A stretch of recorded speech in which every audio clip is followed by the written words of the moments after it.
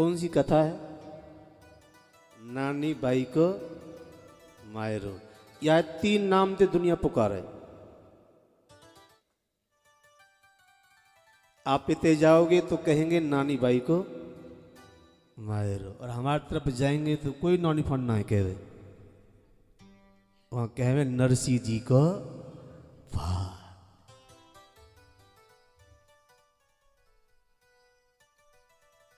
ये दोनों नाम से ज्यादा फेमस है। नरसी जी को माहिरो, माहिरो माने भात, या नानी बाई को माहिरो।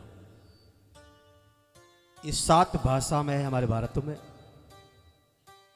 3 भाषा में हमारे पास है, और हमारे काम की भी तो ना।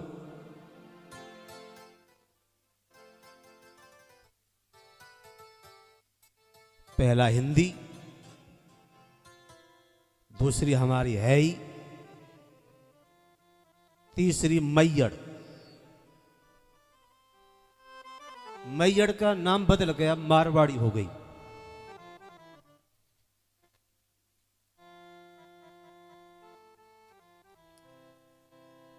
अब जैसे जैसे आता रहेगा माहौल में, कभी ब्रज में, कभी हिंदी में, कभी मैयड़ में, हम समझते हुए आगे चलेंगे। नरसिंह जी के 3 जन्म की कथा है।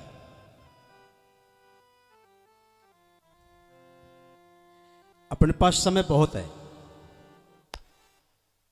तो लोग तो 3 ही दिन करते, पर 3 दिन में ये जन्म की कथा नहीं आती, रह ही जाती।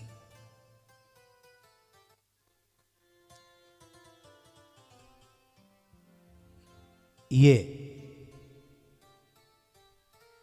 हाथ से लिखिए, क्योंकि पोथी कहीं बनी हुई ना मिले। 18 पुराण मिल जाएंगे, ग्रंथ शास्त्र वेद सब मिल जाएंगे, पर ई ना मिले। ये तो हाथ से ही तैयार करनी पड़े।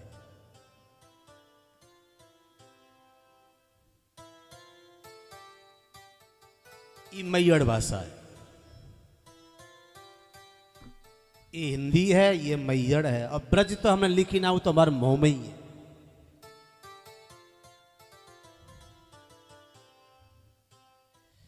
बहुत कुछ सीखने को मिलेगा, इतना पक्का है, क्योंकि ये ज्यादा पुरानी कथा नहीं है। और सुनिए, अब तक हम लोग भगवान के चरित्र को ही कथा कहते। ये भगवान का चरित्र की कथा नहीं है, ये भगवान के भगत के चरित्र की कथा है। भगवान ऐसा कोई काम करे तो कोई अचंबा नहीं होता, भगत ऐसा करे तो अचंबा होता। बड़े बड़े कारनामे नरसिंह के जीवन में हुए। नरसिंह के घर कन्हैया 51 बार आए जूनागढ़, 51 बार। इसका मतलब नरसिंह जी पे 51 बार आफत आई।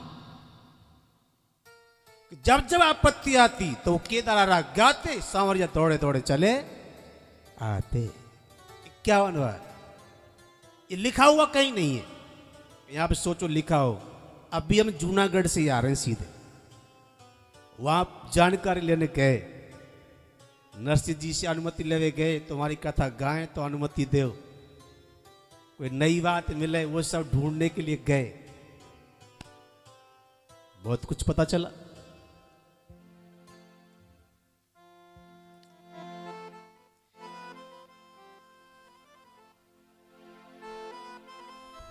सवाल खड़ा होता है कि अष्टादशी संग्राम है, जरासंध अविनाश मृध, काला में बेती भयावना।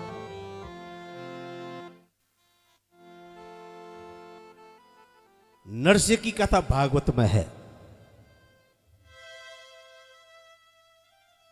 अब देखो, नरसिंह जी तो वह आज थे 1485 संवत में। नरसिंह के जन्म में दो तारीखें लोगों ने निकाल रखी, कोई 16 से ईस्वी, कोई 14 से 85 ईस्वी कहता है, पर चलो हम 15 से माने, और अब 2073 चल रहा है, सम्मत है, पहले सन तो हो ही नहीं, तो कितने दिन भय, ज्यादा ना भय। और भागवत कब भई? आज से लगभग 5,500 या 6,000 साल, इतने पहले और इतने बाद नरसी हुए, और नरसी की कथा भागवत में से निकल रही है।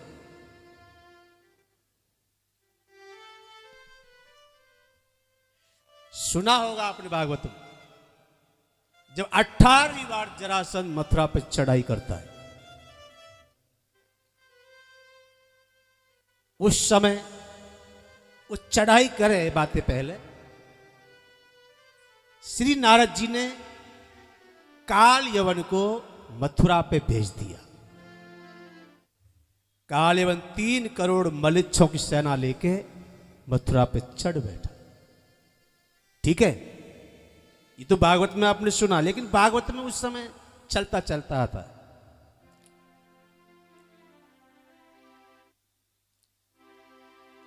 अब इधर भगवान कृष्ण अब दाऊ जी से कह रहे हैं, दाऊ भैया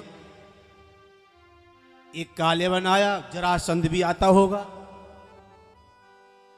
तो वो आए, इससे पहले हम याद से लट लें, दोनों एक साथ हो गए तो भारी पड़ जाएंगे।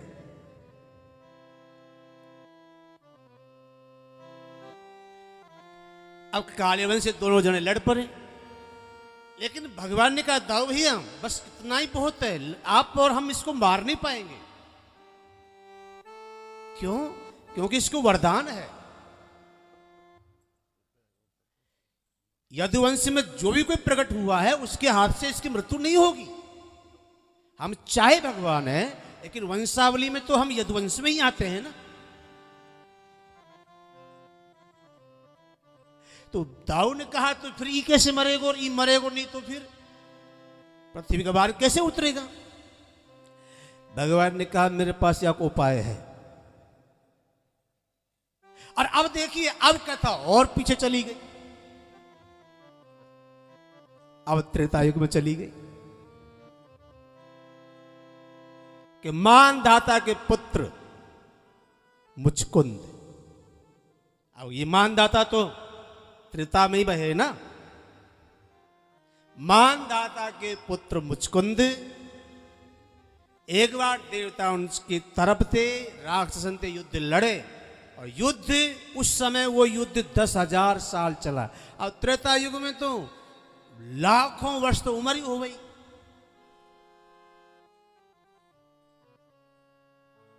युद्ध चला, लड़े कौन? देवताओं की तरफ से मुचकुंद। पर देवताओं को मुचकुंद ने जीत दिला दी। जीत तो दिला दी, पर थक गए पूरी तरह। 10,000 साल लड़े, तो अब मुचकुंद को लगा कि अब मैं सो जाऊं।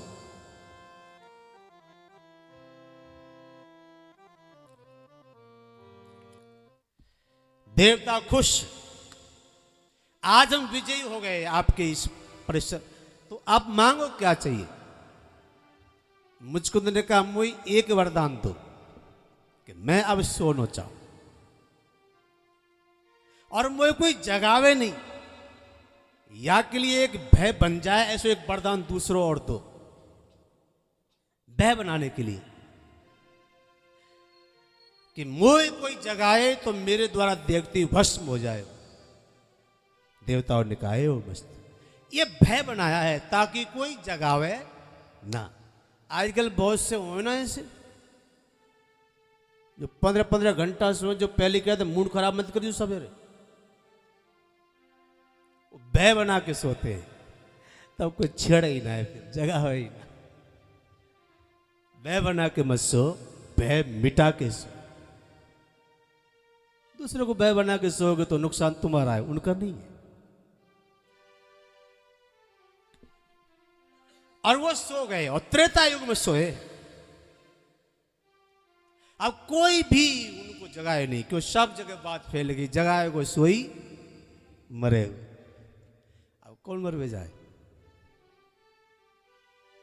धीरे धीरे युग बदलता रहा समय को माध्यम बनाकर, और जहां ऐसा कहते हैं कि जहां मुचकुंद सोए वहां मिट्टियां चढ़ने लग गई, एक पहाड़ का आकार बनता चला गया, और धीरे धीरे जहां वो सो रहे हैं वो एक पहाड़ की गुफा बनती चली गई। अब ऐसे भी कहते हैं हमारे कुछ कथाकार, नहीं सोए तो पहाड़ की गुफा में ही थे, जैसे भी कहे। अब वो सो रहे हैं पहाड़ की गुफा में, ठीक है। इधर मथुरा में कालियावंत लड़ते लड़ते कन्हैया दाऊ भैया से कह रहे कि दाऊ भैया यह मार्ग में कोई इलाज मेरे पास है, समझ गए कि त्रेता युग है कि मेरो भगत सो रहो है भाई, कोई जगह ही ना, यही ते भाई जगवाऊं, जग जाएगा और ई सो जाएगा सदा सदा। अब आप ध्यान लगाइए, है तो कलयुग की कथा, पहुंच गई त्रेता युग तक। कहा मानदाता उसके पुत्र मुचकुंद, और ये मुचकुंद ही नरसिंह भगत बने। अब सोचो कहां से निकली ये धारा।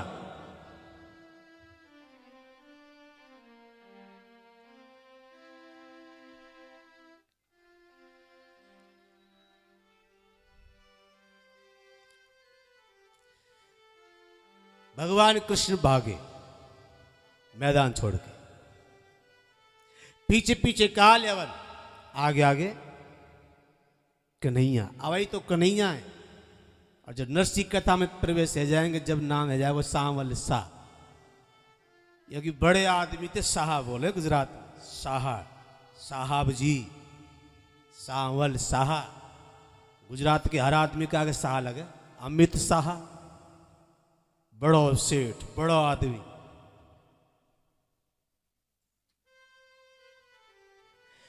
तो भाग के कन्हैया उस पहाड़ की गुफा में प्रवेश हो गए, और अपनी कमलिया, वो जो सोरो का उन मुचकुंद, त्रेता युग से सोरो, आज जगने का वक्त आ गया, वहां के ऊपर अपनी कमलिया उड़ा दी, और आप छिपके सो गए। अब प्रभु की कमलिया जाके ऊपर आए, उसका जीवन तो धन्य हो जाना चाहिए ना, अपनी कमलिया के ऊपर उड़ा। तो बहुत देर हो गई सोते सोते, अब तेरा जगाने का वक्त आ गया है।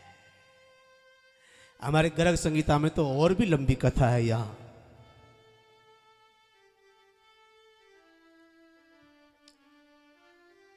कालियावन आया, हंसा, कालियावन देख के हंसा, कायर युद्ध छोड़ के भागा, यहां छिपा, हंस पड़ा।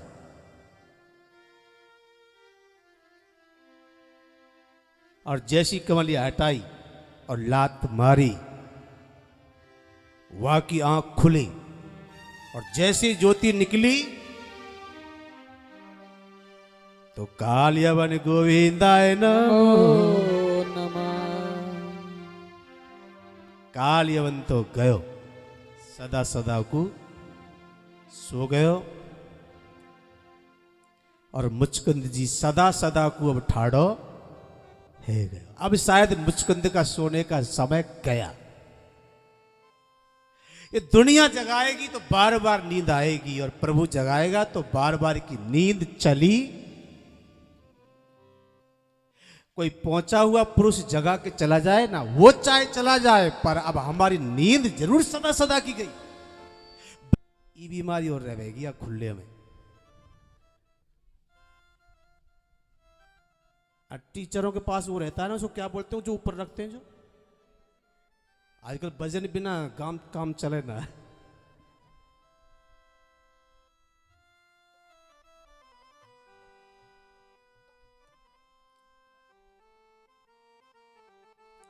जूनागढ़ में कैसे गाते हैं लोग, सुनिए।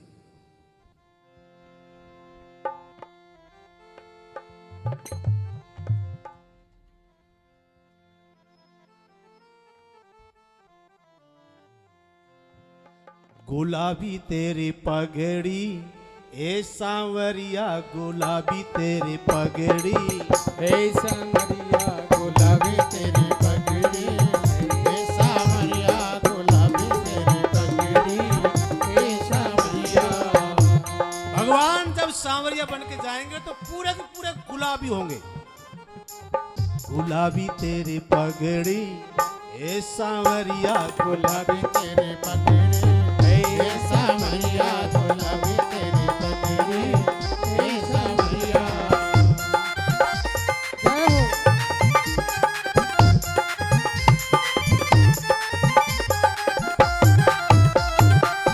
ए सांवरिया गुलाबी तेरी पगड़ी, सांवरिया गुलाबी तेरी पगड़ी, हे सांवरिया। होठ गुलाबी पलक गुलाबी, होठ गुलाबी पलक गुलाबी, गुलाबी तेरे पगड़ी, ए सांवरिया गुलाबी गुलाबी तेरे पगड़ी, हे सांवरिया गुलाबी तेरे पगड़ी, हे सांवरिया। जय हो हे श्याम सुंदर।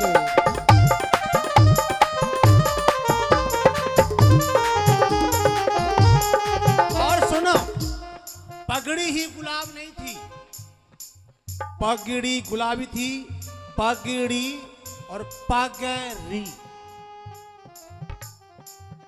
जानते सुनियो, पगड़ी और पगड़ी, एक पगड़ी तो वो और एक पग माने पैर। गुलाबी तेरे पगड़ी, ए सांवरिया गुलाबी गुलाबी तेरे पगड़ी, हे सांवरिया गुलाबी तेरे पगड़ी, हे सांवरिया। ए सांवरिया ए नागरिया। हे सांवरिया हे नागरिया। और सुनिए, नरसिंह जी सांवरिया बोलते थे और नरसिंह की बेटी उनको नागरिया बोलती थी। सबके अपने अपने नाम है। ए सांवरिया ए नागरिया, हे सांवरिया के नागरिया। गुलाबी तेरी पगड़ी, ए सांवरिया गुलाबी तेरी पगड़ी, हे सांवरिया गुलाबी तेरी पगड़ी, हे सांवरिया।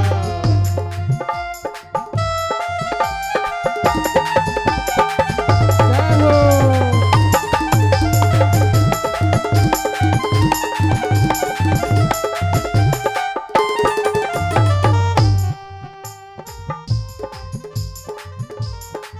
राधा रुक्मणी है तेरे संगी में, राधा रुक्मणी है तेरे संग में, राधा रुक्मणी है तेरे संगी में, राधा रुक्मणी है तेरे संग में। कुबेर तेरे संगरी, ए सांवरिया कुबेर तेरे संगरी, हे सांवरिया कुबेर तेरे संगरी, हे सांवरिया गुलाबी तेरी पगड़ी, ओ सांवरिया गुलाबी तेरी पगड़ी। हे सांवरिया। जय हो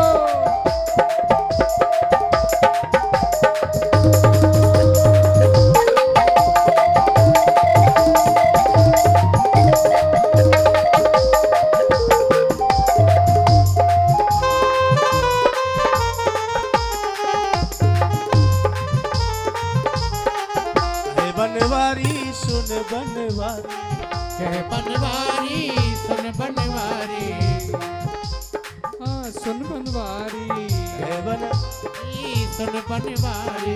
पकड़े तेरे पैररी, ए सांवरिया गुले तेरी पैरी, हे सांवरिया गुलाबी तेरे पैरे, हे सांवरिया गुलाबी तेरे पैरे, हे सांवरिया।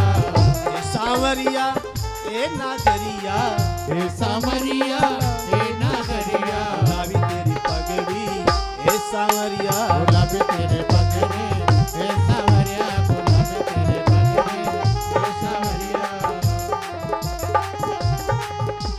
ऐसा लोग जूनागढ़ में गाते हैं। वो तो वैसे ले लिया, अपन तो अभी पीछे ही चले। मुचकंद की आंख खुल गई, कन्हैया देखे नहीं, कमलिया देखे,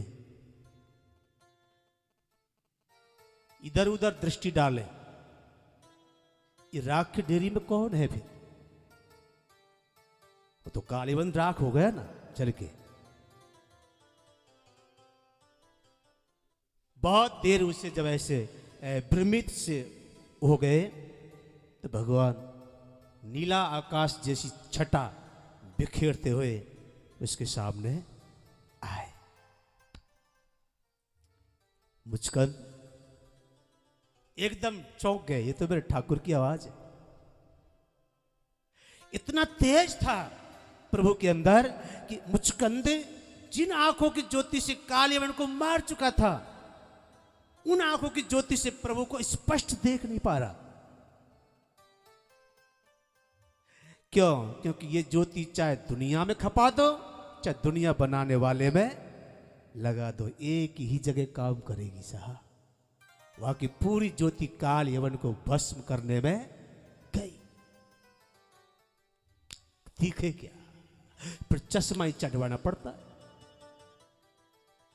चाहे तो यहां टीवियों में लगा दो। हमारे साधु संप्रदायों में पहले आंख बंद करके भजन क्यों करते? वो कोई बेवकूफ थे? आंख बंद करके भजन करने से ज्योति बढ़ती जाती है। हम जितना आंख बंद करने का अभ्यास करेंगे उतनी ही हमारे आंखों की ज्योति बढ़ती। एक बात बताओ, गांधारी ने दुर्योधन वज्र का कर दिया, क्यों?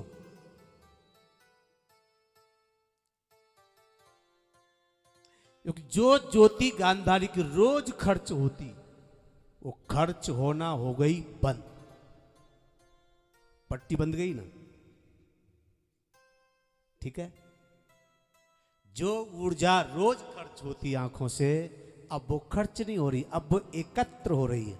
धीरे धीरे धीरे धीरे आंखों में दिव्य ज्योति का रूप आ गया। और जब दुर्योधन देखा तो वज्र का, लेकिन बाद में गांधारी की आंखों में कुछ नहीं, ज्योति गई। आज वही हुआ। प्रभु को स्पष्ट देख नहीं पा रहा था, तो भगवान ने निकट आके उसको देखने की दिव्य दृष्टि अपनी कृपा से दी और स्वयं पैरों में गिर गया। मुचकान, तूने एक बहुत बड़े शत्रु को मार के आज जगत का बहुत बड़ा भला किया है, इसको मैं भी मारने में असमर्थ था। मांग, तुझे क्या चाहिए? बोले भगवान कुछ ना, मैंने भी बहुत बड़ी गलती कर दी, जो इतने लंबे सौ के जीवन को बर्बाद कर लिया। अब मैं एक वरदान यही मांगू आप देओ कि अब मैं जीवन भर सोऊं ही ना, और 8वां याम तुम्हारा जप करता रहूं और कुछ ना। मुझे पीछे पता चला है कि मैंने सो के पूरा जीवन बर्बाद कर लिया, अब मैं सोऊं ना। भगवान ने कहा ओ बस जाओ, निकल जाओ उत्तराखंड में।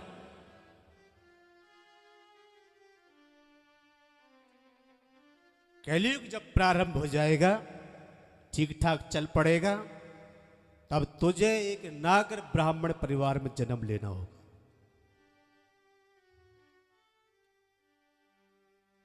मुझे फिर जन्म लेना होगा, हां।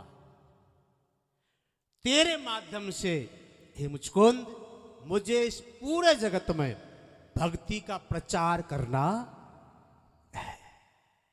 तू मेरी मदद करना, तेरे हर बिगड़ी मैं बनाऊं, और बनाता भी मैं ही हूं, नाम तो मेरे भगत का होता है। मैं वक्त पर तुझे मिलूंगा। बहुत बातें वहां हुई हैं। और सुनो, अब तुम दिन में मत जाना, क्योंकि अब द्वापर चल रहा है। तू त्रेता का आदमी है। त्रेता का आदमी द्वापर के आदमी से बहुत ज्यादा लंबे होते थे। तू निकलेगा, लोग हंसेंगे, ये आदमी कहां से आया। रात्रि में उत्तराखंड में निकल जाना, फिर तेरे जीवन में जो जो बीते वो सब मैं संभालूंगा, लेकिन तू आज से ही मेरा नाम गाते रहना। जीवन भर की तेरी नींद मैं हर के ले जा रहा हूं। और ऐसा कहते हैं, उसके बाद मुचकंदे सिंह बनेंगे, फिर ब्राह्मण बनेंगे, लेकिन जीवन में एक पलक सोएंगे नहीं। गाते गाते हरि नाम प्रभु तक पहुंच जाएंगे। ये पूरी यात्रा कैसे उन पे गुजरा, क्या हुआ, कैसे गाए, अपने को संभाले रखा, और आखिरी में कैसे प्रभु ने 56 करोड़ का मायरा भरा और दुनिया में नरसिंह का नाम बहुत विकसित हुआ। बहुत अच्छे कवियों में, बहुत अच्छे भक्तों में गाया, जोड़ा गया। ये सब हमको इस 4-5 दिन की कथा में सुनना। गुलाबी तेरी पगड़ी ए सांवरिया, गुलाबी तेरी पगड़ी ए सांवरिया, गुलाबी तेरी पगड़ी हे सांवरिया, गुलाबी तेरी पगड़ी हे सांवरिया, ए सांवरिया ए नागरिया, हे सांवरिया हे नागरिया, गुलाबी तेरी पगड़ी ओ सांवरिया, गुलाबी तेरी पगड़ी ए सांवरिया, हे सांवरिया।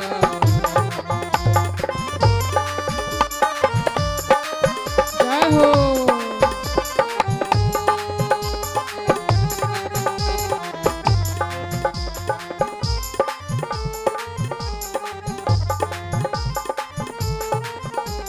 गुलाबी तेरी पगड़ी ए सांवरिया, गुलाबी तेरी पगड़ी हे सांवरिया, गुलाबी तेरी पगड़ी हे सांवरिया।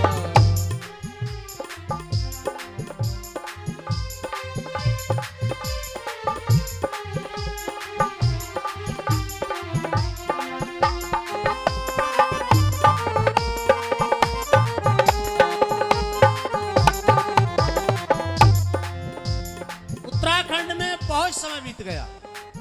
भजन करते करते वहां उनसे एक अपराध होता है। भजन करते करते उनसे अज्ञानता में, ये सब प्रभु की लीला है।